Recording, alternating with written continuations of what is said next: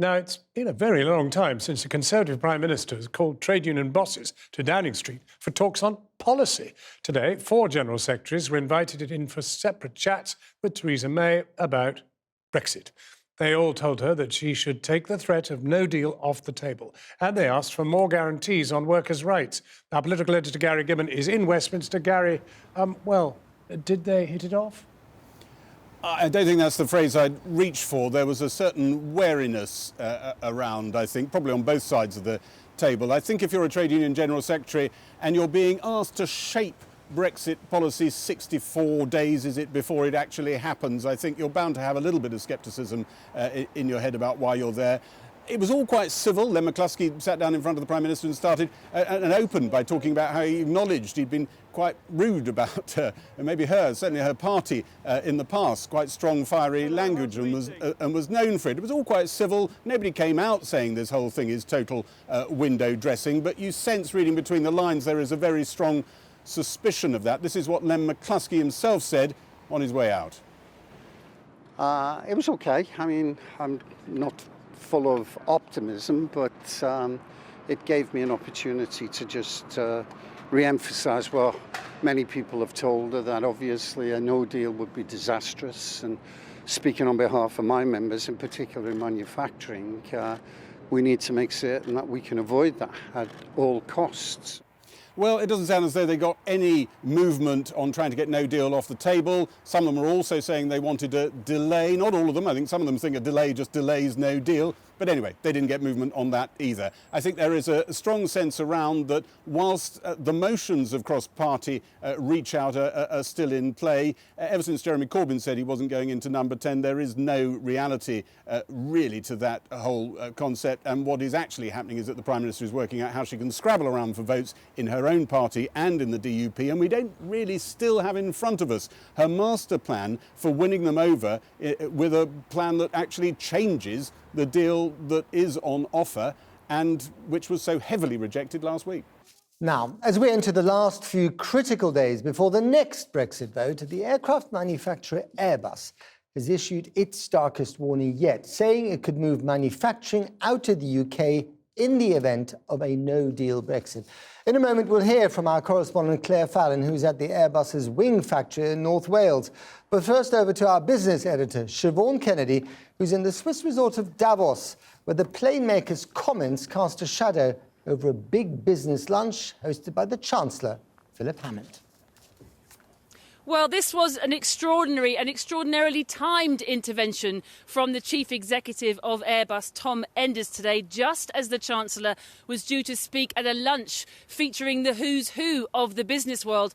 Up pops Mr. Enders in his office in a professionally shot video, staring down the barrel of the lens with a message that had something of a public service broadcast feel to it, saying that he would not think twice about moving some of his businesses out of the country in the event of a no deal. Now, there was some controversy too as to whether or not the government knew this was coming and whether or not they'd even encouraged it as a way of highlighting that Theresa May's deal was the best option. Now, that's something that both Number 10 and the Treasury deny. But I did ask Greg Clark, the business secretary today at that lunch, what he thought about the Airbus news. And he said he wasn't surprised at all. Read into that what you will. Here's how the day panned out today. The Davos elite are fond of their helicopters, but it was one of Britain's biggest plane makers that brought the Chancellor, Philip Hammond, down to earth with a thud today. Just hours before he addressed an audience of British chief executives, Chancellor, how damaging are the Airbus comments? One boss who chose not to travel was determined his message would. Brexit is threatening to destroy a century of development based on education, research and human capital. Please don't listen to the Brexiteers' madness, which asserts that because we have huge plants here, we will not move and we will always be here. They are wrong. Aerospace is a long-term business and we could be forced to redirect future investments in the event of a no-deal Brexit. And make no mistakes, there are plenty of countries out there who would love to build the wings for Airbus aircraft.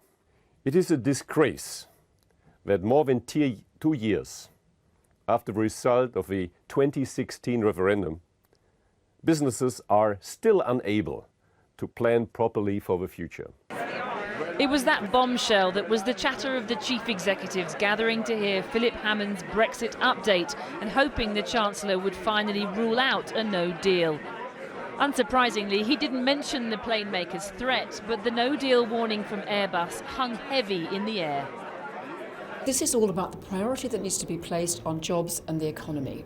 And you are hearing Airbus today talking about what they may have to do with the entire wing-making business that employs thousands of people in this country. That's the kind of cost you're talking about. The lunch with the business leaders here in Davos has just wrapped up. The majority of them came here hoping that the Chancellor would remove the threat of a no deal. And while he told them that I feel your frustration and I have to say I share it, he said, he also told them that the best way forward, the only way forward, was for the Prime Minister to get a negotiated settlement. So many of them have left here feeling as frustrated as when they came. What worries us is when senior ministers or senior politicians stand up and try and pretend that no deal is a viable option for the British economy, or suggest that it's only a little bit of turbulence.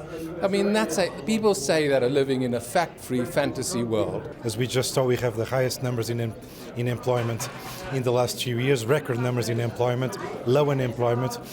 Businesses in general would not like to risk this. You leave here worried about no deal still? I want to see a positive deal. I think he wants to see a positive deal. The room certainly does. Thank you.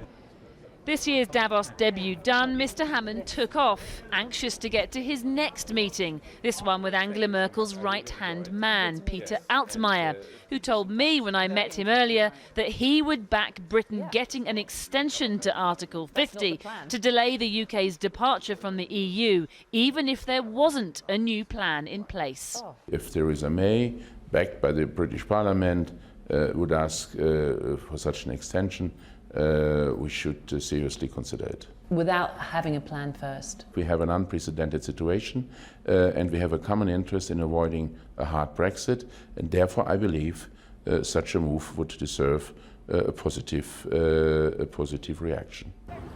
A clear message in the clear mountain air to pause and take a breath, one which will no doubt please Airbus workers for whom the threat of no deal became very real today.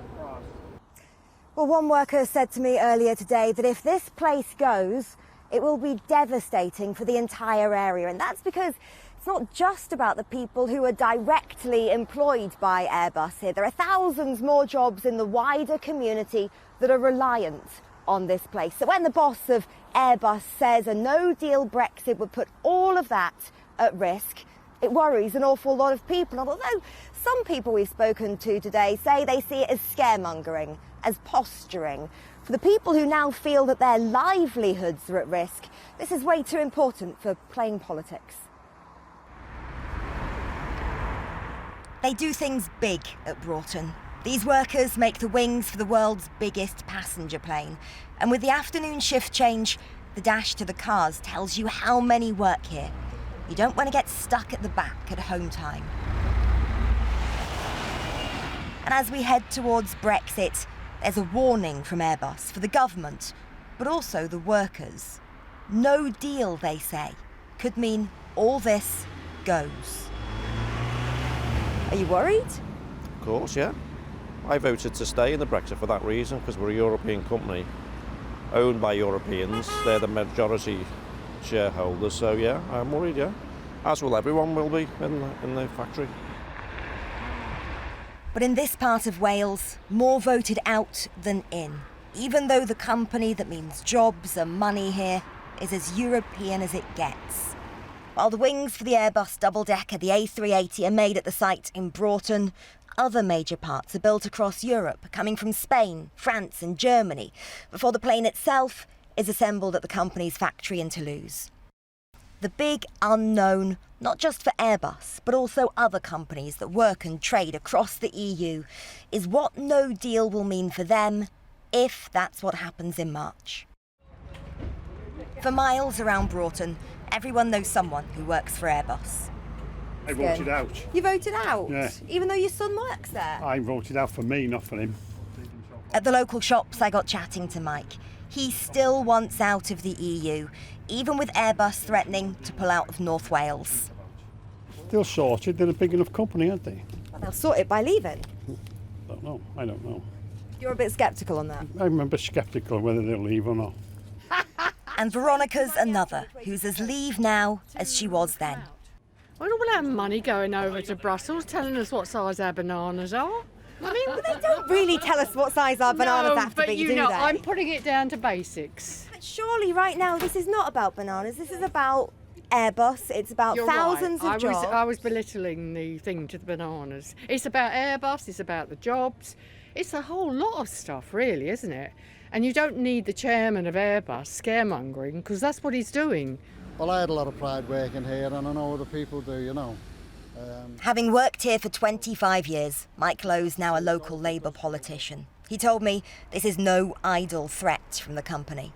I don't think it's plain politics. I think he's just saying it as it is. You think genuinely if we get no deal, 5 years' time, this won't be here? I wouldn't say 5 years' time. It's maybe 5-10 years' time. With 80 years of aviation history in Broughton, those who voted leave weren't voting to end that. But no deal has never been this close or felt as real to those who work here. A little earlier, I spoke to the former Foreign Secretary David Miliband about Labour's Brexit position. But first, I asked him from Davos, where he is with his relief agency at the conference there, about the situation in Venezuela. Yeah, we've got a team, an IRC team in Cuqueta on the border of Venezuela and Colombia. They've been there for the last few months, and it's about 40,000 people a day are crossing the bridge. There's a meltdown in Venezuela, and in a way that's a symptom of a broader issue that has hung over this conference. As you say, it's a conference mainly of economic titans, corporate chieftains, and there are people like me who are representing the NGO sector, and we are arguing that at a time when governments are in retreat from their responsibilities, sometimes literally not even turning up here, but more importantly, not tackling the big global problems like the refugee crisis, it's incumbent on NGOs and on the corporate sector to step up and try to show the way to tackle some of the big global problems that are part of an interconnected world and at the moment are not being dealt with in a way that promotes equality or stability. You won't need me to tell you that, of course, here the fixation is Brexit, and the fixation is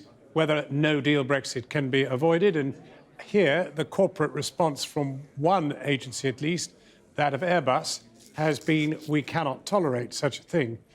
Do you believe that Labour is actually working hard enough to avoid a no-deal? I actually think, in respect of no deal, I think Labour's been pretty clear that it doesn't want a no-deal Brexit. I don't think you can accuse it of being half-hearted about that. But obviously, the no-deal Brexit is only the most calamitous outcome. I'm very worried, not just about no deal, which I don't think yet is the most likely outcome, but I'm very worried about a bad deal.